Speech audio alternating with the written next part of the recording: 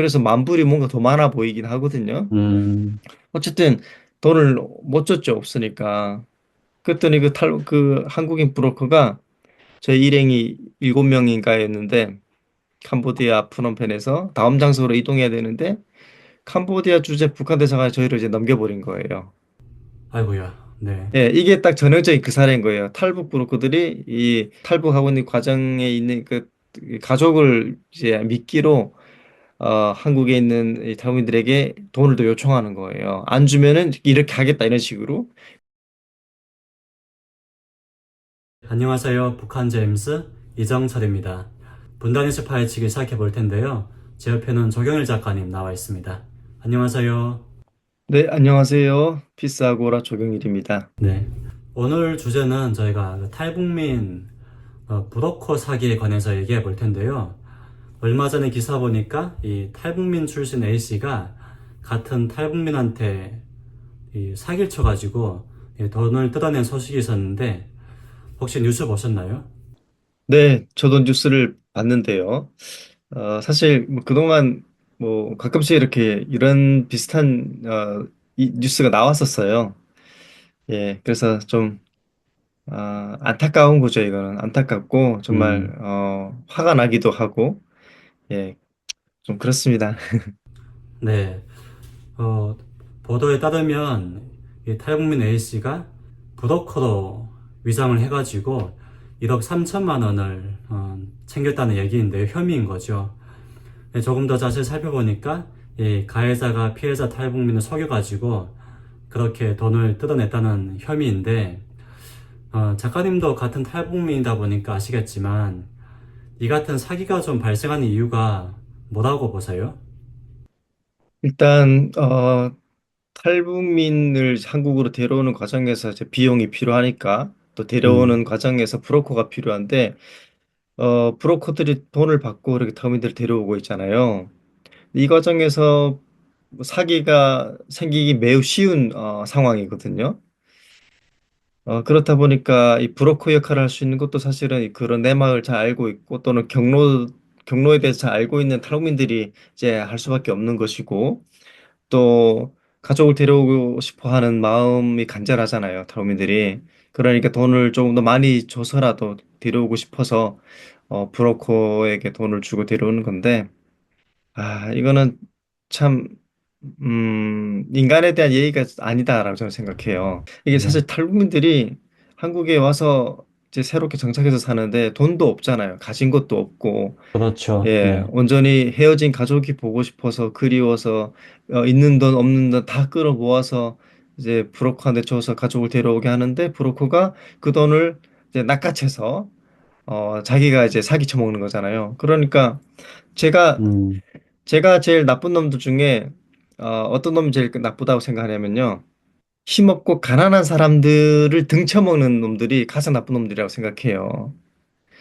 그 아, 물론 네. 이제 사기치면 다 나쁘지만 그래도 돈 좀 있는 사람한테 사기치면은 그래도 그 사람이 생존의 문제는 없는데 이 티끌모아 이제 사는 사람들의 돈을 이렇게 사기치는 거는 그건 정말 뭐 시쳇말로 네. 이제 쳐 죽일 놈이다 뭐 이렇게 저는 바라봐요.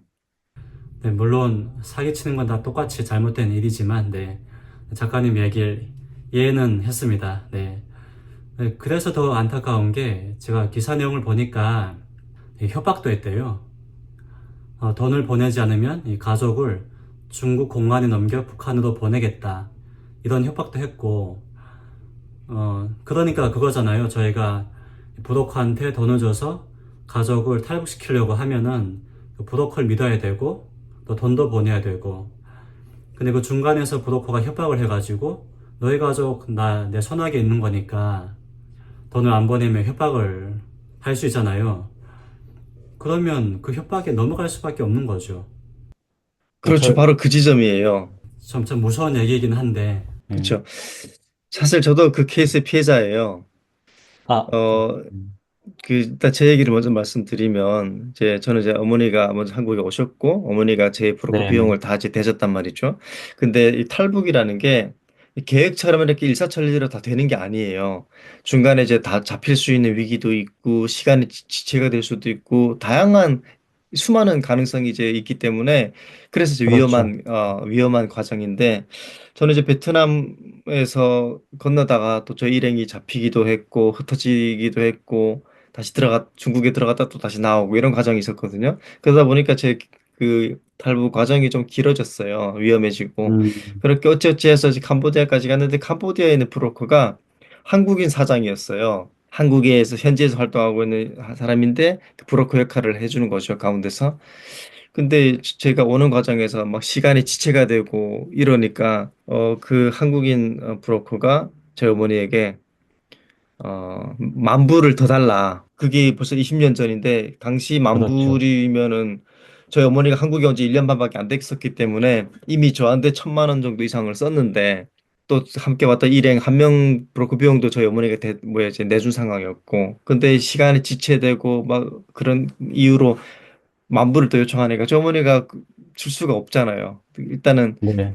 이게 만 불이라는 게 우리가 1,000만 원 이렇게 하면 1,000만 일단 원에 돈이 감이 없으니까. 오지만 네. 네, 감이 오는데 만 불 이렇게 이야기하면 한국에 처음 온 사람들은 이게 달러에 대한 개념이 더 없어요. 그래서 만 불이 뭔가 더 많아 보이긴 하거든요. 음, 어쨌든 돈을 못 줬죠. 없으니까.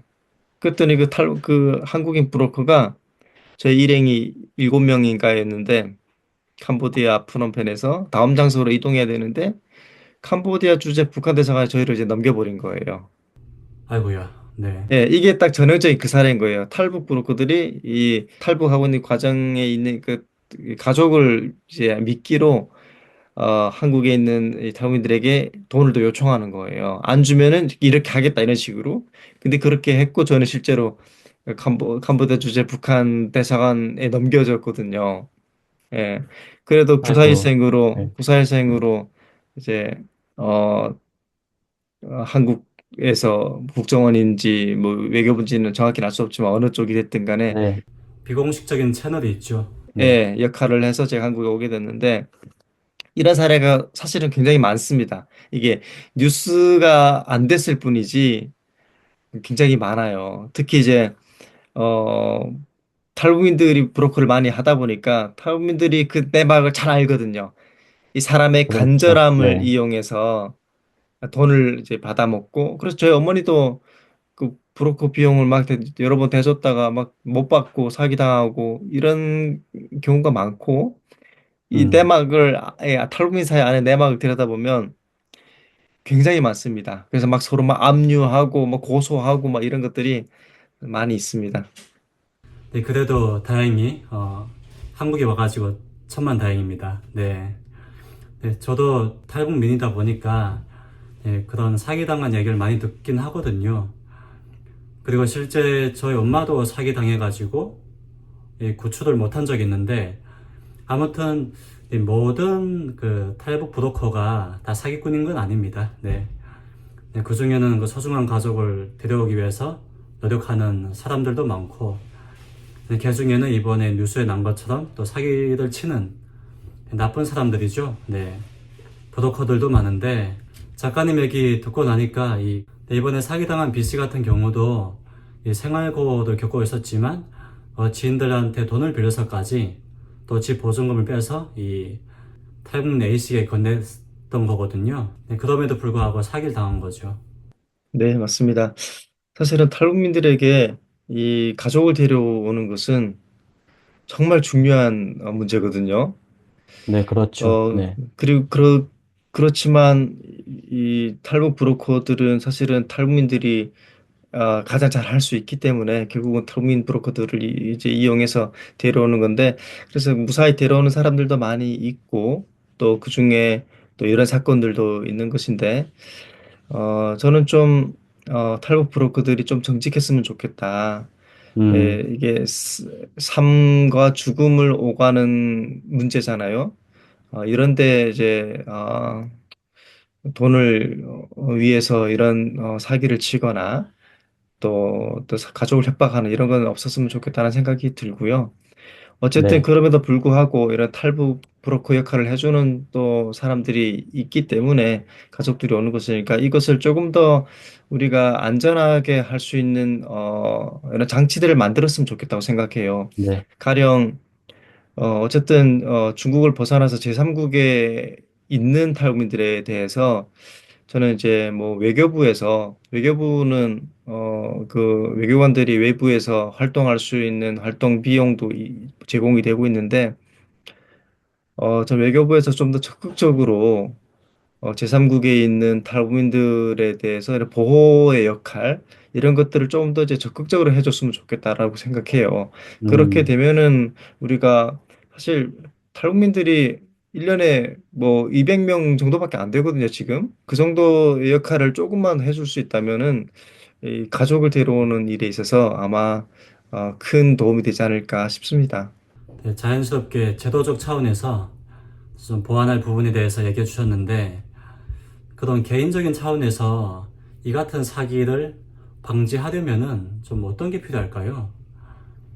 일단은 브로커에 대한 신뢰도를 검증을 해야 되는데 음. 그러니까 이 브로커가 신뢰할 만한지. 맞습니다.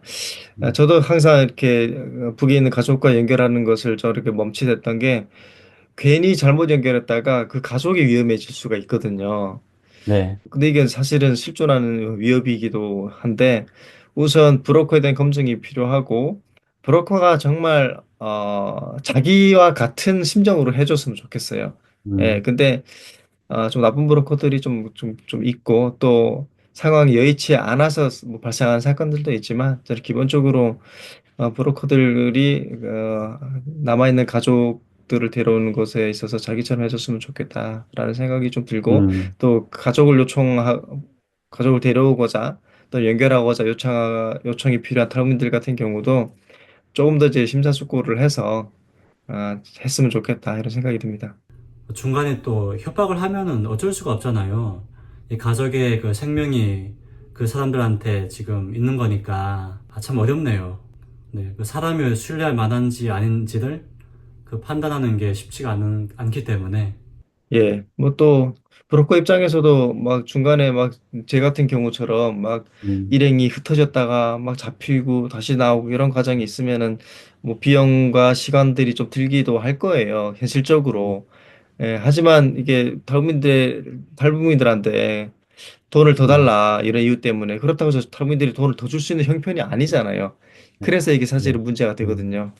저는 듣고 보니까 좀그 가족을 빨리 데려오고 싶다는 그 저급한 마음에 빨리 브로커를 찾기보다는 좀 주위 탈북지인들한테 물어봐가지고 경험이 좀 많은 그 브로커, 네. 좀 신뢰가 좀 검증된 그런 브로커를 찾는 게 중요하다고 생각이 되고요. 그리고 그 거주지가 한국에 있는 게 중요한 것 같아요, 브로커가. 네. 그래야 이런 법적 처벌을 두려워할 수 있기 때문에 또 하나는 계약서 같은 걸 작성해라. 중간에 돈을 더 요구하지 못하게. 네, 그런 걸 좀 다 하면은 그나마 사기당할 확률을 줄일 수 있지 않을까라는 생각을 합니다. 이거는 좀 그 개인적인 차원에서 얘기하는 거고, 좀 제도적인 보완이 좀 이루어질 수 있을까요? 이 같은 사기를 좀 방지하기 위해서? 일단 제도적이라는 게 사실은 쉽지는 않아요. 우선은 그렇죠. 네. 탈북해서 데려오는 과정에서 이렇게 문제들이 음, 생기는 게 많기 때문에 그럴 경우는 이게 사실은 정상적인 금융 거래도 아니기 때문에 이 고소고발해도 이거는 다툼이 쉽지가 않아요. 그래서 한국에서 만약에 브로커가 이제 중간 브로커가 이제 브로커가 여럿이잖아요. 그중에 뭐 중간 브로커 또는 뭐 초기 브로커가 한국에 있는 그 사람이라면 그 사람의 재산을 이제 압류를 하는 방법이 있어요. 돈 음, 받았으니까. 그래서 뭐 근데, 차를 네. 압류한다거나 뭐 재산을 압류한다거나 이렇게 하는 과정이 있고 그러다 보니까 돈을 받고 돌려받기도 하는 이런 사례도 있기는 한데 네. 이게 가족을 이제 빌미로 하는 거기 때문에 예를 들어 캄보디아, 베트남 여기까지는 왔는데 돈을 더 달라라고 한다면은 이건 어떻게 할 수가 없어요. 특히나 중국에서 또 그 같은 욕을 하면은 더 무섭죠. 네. 예, 그래서 저는 이 제3국에 있을 때는 어떤 음. 방식으로든 뭐 외교부터 국정원이든 좀 중간에 개입할 수 있는 여지가 저는 있었으면 좋겠다고 생각해요. 관련해서 뉴스가 나오긴 했습니다. 네. 뭐 통일부가 관련해서 뭐 시행령 개정도 할 예정이고 한다고 하긴 합니다. 예, 이게 좀 뭐 외교관 활동가들의 뭐 비용의 문제도 있긴 하지만 저 음, 같은 경우처럼 이 캄보디아에서 딱 붙잡혔을 때 이렇게 한국에서 이렇게 역할을 했던 것처럼 이런 개입이 좀 있어진다면은 이 탈북 브로커들이 좀 중간에 사기치는 역할이 없어지지 않을까라는 생각을 좀 해보긴 음, 하는데 사실 이게 쉽지는 않은 거거든요. 왜냐면 국가가 제3국에서 일종의 첩보 활동, 이런 구출 활동을 하는 것이기 때문에 이 현지 국가와의 문제도 있기 때문에 요거는 외교적으로 잘 이렇게 비공식 라인에서 해결을 해야죠, 한번. 네, 특히 중국에서는 그 같은 활동이 더 어렵죠. 네, 맞습니다. 오늘 참 개인적으로도 또 탈북민 사회에 좀 안타까운 소식을 얘기했습니다. 물론 저희가 얘기했듯이 모든 탈북 브로커가 네, 나쁜 건 아니고 일부 네, 그런 사기 치는 사건 때문에 이러한 얘기를 하게 된 거고요. 네, 작가님 오늘 얘기도 감사합니다. 예, 감사합니다.